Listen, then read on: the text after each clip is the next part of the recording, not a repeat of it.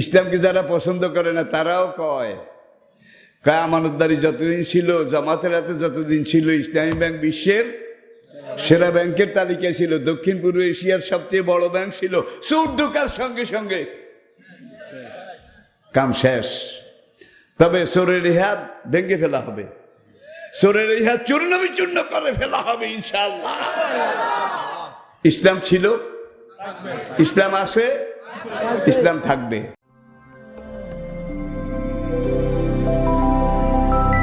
AtoZ Bangla, follow the rules of Islam. ভাই সবখান থেকে নিল তো নিল, পরিশেষে ইসলামী ব্যাংক গ্লোবাল ওয়ার্ল্ডের প্রায় 2.5 যুগের যাচাই বাছাই গবেষণায় দক্ষিণ পূর্ব এশিয়ার সবচেয়ে বড় বেসরকারি ব্যাংক ইসলামী ব্যাংক। অভাব চোরেরা এটার মধ্যে হাত দিছে। অভাব চোর না স্বভাব চোর? জোরে বলা লাগবে, অভাব চোর না স্বভাব চোর? ভাই একটা কোম্পানি, এটা আমলোকে দেশের, আমলোকে বাড়ির কাছের, 30,000 কোটি টাকা এগুলা একত্র করেন। পুরা বাঁশখালীতে বোঝা টাকা এগুলা রাখার জায়গা হবে নাকি? 30,000 কোটি টাকা ইসলামী ব্যাংক থেকে বের করে নিয়ে গেছে। অন্যান্য আরো কিছু চোর, শেষ চোর, তারা সবাই মিলে ইসলামী ব্যাংক থেকে পুরা ক্যাশ থেকে লক্ষ লক্ষ কোটি টাকা নিয়ে গেছে। এখন যারা ইসলামী দল আন্দোলনকে দেখতে পারে না, বিশেষজ্ঞ কিছু আছে তো, পণ্ডিত কিছু আছে তো, আপনারা একটু নেট, ইন্টারনেট, পত্রপত্রিকা পড়েন, যারা জামাতকে জঙ্গিবাদ বলে, এইটা বলে, ওইটা বলে, চরমপন্থী বলে, সেই বুদ্ধিজীবী নামের বিশেষ অজ্ঞ তারাও বলতেছে ইসলামী ব্যাংক যতদিন জামাতের হাতে ছিল দক্ষিণ পূর্ব এশিয়ার সবচেয়ে বড় ব্যাংক ছিল। ইসলামী ব্যাংকে কোনোদিন টাকা পয়সার অভাব ছিল না, কিন্তু 2017-তে ইসলামী ব্যাংকের মধ্যে শকুন ঢুকেছে, কাউয়া ঢুকেছে, ইঁদুর ঢুকেছে, এবং ব্যাংকে তারা নিজেরা হাতে নিয়েছে, ব্যাংক চালাবার জন্য নয়, খাওয়ার জন্যে, খাওয়ার জন্যে, নেওয়ার জন্যে। আজকে বিশেষজ্ঞরা বলতেছে জামাতের হাতে যতদিন ইসলামী ব্যাংক ছিল বিশ্বের সেরা ব্যাংক ছিল। গ্লোবাল ইকোনমিতে ইসলামী ব্যাংক একাধারে 30 বার AA+, AA+, এবং দক্ষিণ পূর্ব এশিয়ার সবচেয়ে বড় বেসরকারি ব্যাংক। গ্লোবাল ওয়ার্ল্ডে সারা পৃথিবীর 1000 সেরা ব্যাংকের মধ্যে একটা ইসলামী ব্যাংক। এখন এই যারা জামাতকে দেখতে পারে না তারা কয় যতদিন জামাতের হাতে ইসলামী ব্যাংক আসিল ততদিন টাকা নিয়েও কোনো অসুবিধা আসিল না, উঠে দিয়ে গেলে টাকা পাওয়া যাইতো, মানুষ লাভও পাইতো আবার টাকাও পাইতো। কিন্তু চোরের হাতে যাওয়ার পর ভাই কিন্তু আপনাদের কিয়ামত শুরু, কারবালা শুরু। কিন্তু সামনে কি আছে? 3টা ইসলামী ব্যাংককে এইভাবে টাকা নিয়ে শেষ করে দিয়েছে, 3টা ইসলামী ব্যাংক। অন্য 2টা হলো সোশ্যাল ইসলামী ব্যাংক। সবচেয়ে বেশি নিয়েছে ইসলামী ব্যাংক বাংলাদেশ। সময় কথা বলবে, জাতির অশিক্ষিত লোকেরাও কয় যে ইসলামী ব্যাংক যতদিন জামাতের হাতে ছিল টাকার কোনো অভাব ছিল না, সবচেয়ে বড় ব্যাংক। আজকে সেটার মধ্যে পর্যন্ত অভাব চোরেরা হাত দিছে না স্বভাব চোরেরা? অভাব চোর না স্বভাব চোর? এখন বাংলাদেশে কোরআন আইনের কথা কইলে স্বভাব চোরেরা চিল্লাচিল্লি শুরু করে, কারণ তারা জানে আমাদের হাতের কবজি একজনেরও থাকবে না। ঠিক কিনা বলেন? তবে আমার হায়াতের কসম, আমার ইমানের কসম, ইসলাম আসতেছে, পুরো দুনিয়াতে ইসলাম আসতেছে ইনশাআল্লাহ। হাদিসটা বলবো, হাদিসটা বলবো। কালা রাসূলুল্লাহ, সবাই পড়েন সাল্লাল্লাহু, আল খেলাফাতু বাদি সালাসুনা আমান। আমি নবী দুনিয়া থেকে চলে গেলে, আমি চলে যাওয়ার পরে পূর্ণাঙ্গ 30 বছর দুনিয়ার বুকে পূর্ণাঙ্গ ইসলামী খেলাফত কায়েম থাকবে। ছিল কিনা? খোলাফায়ে রাশিদিন। নবী বলেন সুম্মা তাকুনু মুলকান গাদ্দান, তারপরে খেলাফত বিদায় নিয়ে চলে যাবে, খেলাফতের জায়গা দখল করবে রাজতন্ত্র। করে নাই বোধহয়, করে নাই বোধহয়।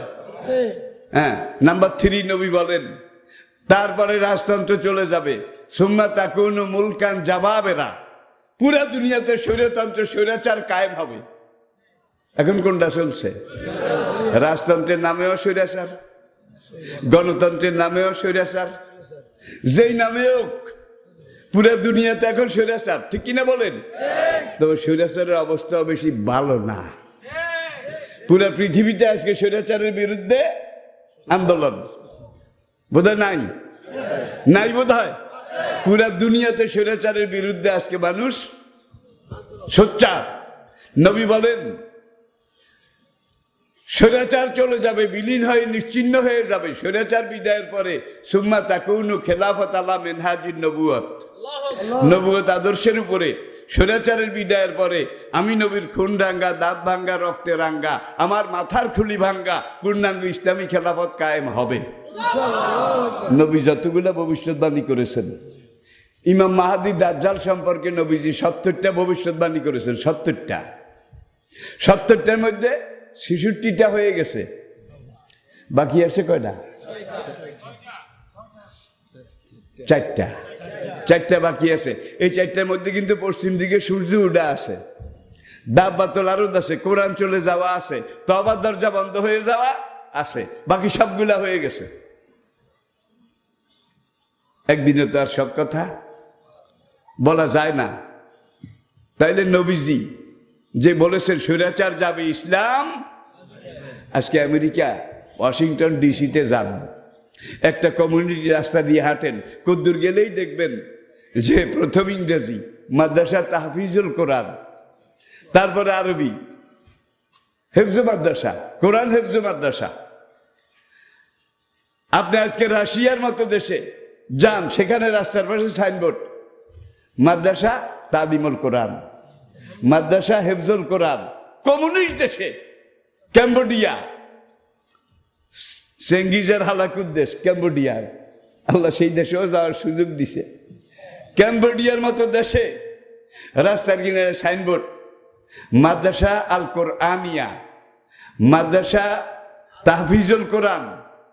আর আমি সেই সব দেশে দেখেছি একটা কমিউনিটি, মানে বাংলাদেশে একটা ওয়ার্ড, একটা কমিউনিটিতে 3 জন মুসলমান, একজনের বাড়ি বাংলাদেশে, আরেকজনের বাড়ি শ্রীলঙ্কা, আরেকজনের বাড়ি দক্ষিণ ভারতের কেরালা। 3 জন মুসলমান একটা পুরা ওয়ার্ডে। এই 3 জনে মিলে একটা রুম ভাড়া করে সেখানে একটা হেফজ মাদ্রাসা করেছে। আমি বললাম, ভাই আপনারা 3 জন 3 দেশের, কারোর সাথে কারো চেহারারও মিল নাই, ভাষারও, কিন্তু এক জায়গায় মিল। 3 জন মিলে হেফজ মাদ্রাসা দিয়েছেন। কারণ কি? আমাদের নেক্সট জেনারেশন, আগামী বংশধর, তাদেরকে আমরা কোরআনে হাফেজ বানাবো।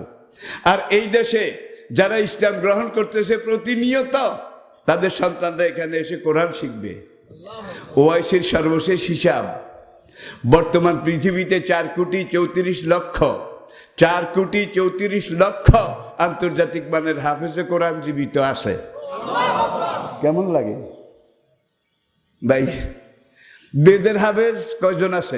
বেদ, গীতার হাফেজ, ত্রিপিটকের হাফেজ, তাওরাতের হাফেজ, জবুরের, ইঞ্জিলের, কোরআনের কোনো হাফেজ নাই। কোরআন যেদিন থেকে নাজিল শুরু, সেদিন থেকে হাফেজ শুরু। বিদায় হজ্জের ঘটনা দেখেন। বিদায় হজ্জের নবীজি তার জীবনের সবচেয়ে লম্বা ভাষণ দিয়েছিলেন, 27 মিনিট। সেখানে সাহাবার সংখ্যা ছিল 1,24,000। এটা মুসনাদে আহমদের বর্ণনা, মুসনাদে আহমদ।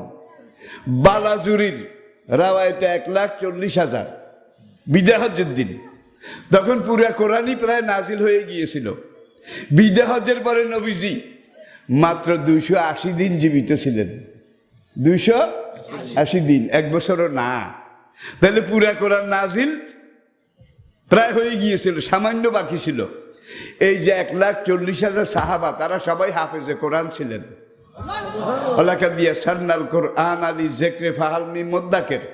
যে কিতাবটা মুখস্থ করা আল্লাহ সবচেয়ে সহজ করে দিয়েছে, সেটা হইল কোরআন। কোরআন মুখস্থ করা যত সহজ, মুখস্থ করলে মনে রাখা যত সহজ, এবং যারা 5 ওয়াক্ত নামাজ পড়েন তারা কোরআনের প্রথম সূরা ফাতিহা কয়বার পড়েন বলা লাগবে। 5 ওয়াক্ত নামাজ যারা ঠিক মতো পড়েন তারা আলহামদুলিল্লাহ সূরা কতবার পড়েন একদিনে? ফরজে লাগে, ওয়াজিবে লাগে না, আলহামদুলিল্লাহ লাগে না, সুন্নতে, নফলে, বেতেরে, চাশতে, আওয়াবিনে, তাহাজ্জুদে, ইশরাকে, লা সালাতা ইল্লা বিফাতিহাতিল কিতাব। সূরা ফাতিহা না পড়লে তো নামাজি। তাইলে আপনি 5 বছর বয়সে, 4 বছর বয়সে সূরা ফাতিহা মুখস্থ করেছেন, এখন আপনার বয়স 80 বছর। প্রত্যেক দিন কয়েক ডজন বার এটাকে আপনি পড়তেছেন আলহামদুলিল্লাহ সূরা, বাকিগুলার হিসাব রইল সামনে থাক। এখন পড়তে পড়তে কার মন তিতা হয়ে গেছে? একটু হাত দেখান ভাই। কোরমা পোলাও, বিরিয়ানি, কারি, রেজালা, যত ভালো খানা হোক 1 সপ্তাহ খাইলে তোর আর ভালো লাগে না, নিরামিষ কিছু থাকলে, ঠিক কিনা বলেন? আল্লাহু আকবার। তাহলে এই যে সূরা ফাতিহা 4 বছর 5 বছর বয়সে মুখস্থ করেছেন, এখন আপনার বয়স 90 বছর, 80 বছর, 70 বছর। আপনি কত লক্ষ লক্ষ লক্ষ লক্ষ বার পড়েছেন বলেন? পড়তে পড়তে কার মন থেকে উঠে গেছে? একটু হাত দেখান। এক জিনিস কত খাওয়ান যায়, এখন আর মন চায় না। যিনি যত বেশি পড়ছেন তার পড়ার আগ্রহ তত কমে গেছে নাকি বাড়ছে? ভাই, বাংলাদেশ হওয়ার পরে তখন আমার ছাত্র জীবন শেষ হয়নি। আমার স্পষ্ট মনে আছে, চট্টগ্রাম এক রমেশ শীল কথ্য বাংলা গান লিখেছিল, ও পারানের তালতো ভাই সিঁড়ি দিলাম, হট্ট দিলাম, নয়লা কিল্লাই, বান্ধুয়ার দিয়ে আইসো তুমি নিশির কালে, মা বাপেরে লাগাই দিব মাংস দেখিলে। আবার মহেশ খাইলা পানের খিলু তারে, ভাই জোয়ারে আসছে, ভাটায় চলে গেছে। এখন এগুলার ক্যাসেট যদি কেউ একটা লাগায় 6 জনে লাড়ি লয়, হ্যাঁ বাদ দে, নতুন কি আছে ল। এখন সেগুলা কি শোনা যায়? চলে গেছে। কিন্তু 1444 বছর আগে এই কোরআন আসছে। দিন যত যাচ্ছে কোরআনের চর্চা, কোরআনের দাওয়াত, কোরআনের তেলাওয়াত, কোরআনের কনভারসেশন, এটা কমছে না বাড়ছে? জোরে কন। সুম্মা তাকুনু খেলাফত আলা মিনহাজিন নবুয়ত, স্বৈরাচার চলে যাওয়ার পরে পুরা দুনিয়াতে পূর্ণাঙ্গ কোরআনই খেলাফত কায়েম হবে। নবী সব কথা হয়েছে, এটা বোধহয় হবে না? জোরে কন। তাইলে ইসলাম আসতেছে, স্বৈরাচার যাবে, ইসলাম। এখন আপনারা যদি জোয়ারের নৌকায় বাদাম দেন, দাঁড়ও টানা লাগবে না, কষ্টও করা লাগবে না, এমনিই চলে যাবে, বেশি কষ্ট করা লাগবে না। ইসলামের পক্ষে কাজ করতে রাজি আছেন? দায়ী আল্লাহ হিসেবে কাজ করতে রাজি আছেন? একেবারে সহজ, জোয়ারের সাথে এগিয়ে যান ইনশাআল্লাহ। আর সময়টা এমন, মান তামাসসাকা বিসুন্নতি ইনদা ফাসাদে উম্মতি, আমার উম্মত যখন ফিতনা ফাসাদে লিপ্ত হয়ে যাবে, এই সময় আমার একটা সুন্নাহ, কোরআনের একটা আদর্শ, আল্লাহ একটা নির্দেশ, এটাকে শক্তভাবে যে আঁকড়ায় ধরবে, একামতে দ্বীনের পথে এগিয়ে যাবে, তাদের এক একজনের আমল নামা আল্লাহ 100 শহীদের সওয়াব লিখে দেবেন। আপনারা 100 শহীদের সওয়াব কে কে চান?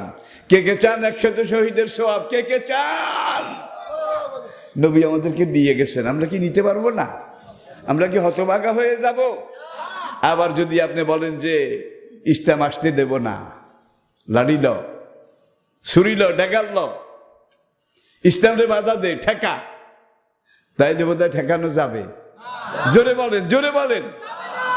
ফেরাউন বোধহয় ঠেকাতে পেরেছিল, নমরুদ, সাদ্দাত ইসলামকে ঠেকাইতে পারেনি, তারা ঠেকে গেছে। আজকে যারা ইসলামের বিরোধিতা করে, আল্লাহর কসম তারা ঠেকে যাবে।